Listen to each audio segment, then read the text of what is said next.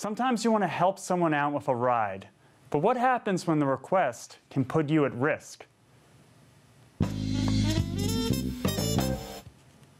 Can too much car sharing kill you? The Moneyologist Quentin Fottrell joins us now. How are you? I'm great. How are you? So tell us, what the scenario is that you're tackling today. So I had a letter from a reader. He was asked to ferry a friend and his wife back to the city with his own wife and their 2 children in a car that was designed for 5 people. And that would require 1 extra person. And he suggested, this fellow's friend, that maybe his wife sit on his knee because they were going to be in the car less than an hour, and he did it. And then afterwards he thought, well, that probably wasn't very smart because what if we got stopped by the police? Right. Would I get a traffic ticket? What would it mean for my insurance? So he wrote to me asking what it was. Was he right to say yes, and should he say no in the future? Well, a lot of it also comes down to just safety. I mean, were they going on like major roads here, or was this all side streets? I mean, obviously, you had a seatbelt issue there. Right. So, yes, first of all, you have a seatbelt issue. America, you'd be surprised, some states still, there's a very low rate of seatbelt wearing. South Dakota has one of the lowest, about 69%. Oregon has one of the highest, around 98%. But still, 87% of people overall wear seatbelts, still not perfect.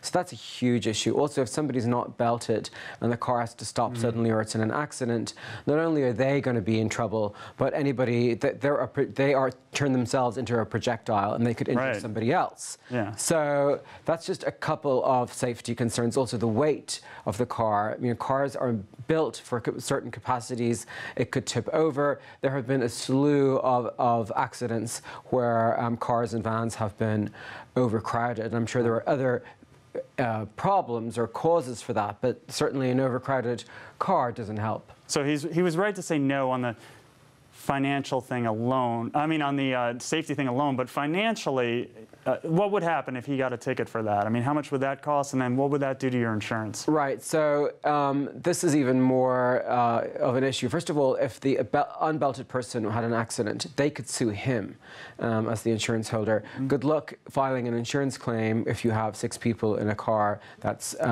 fit for 5 people. He could definitely get a ticket, end up in traffic court or worse, and absolutely points on his license plate for such dangerous behavior.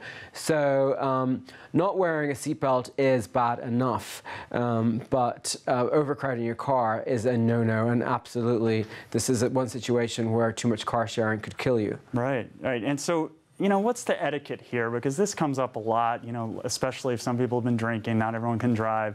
How do you sort of gracefully say no to avoid these situations? That's a really great question, and if anybody who's an expert in boundaries will tell you the only word you really need to remember is no.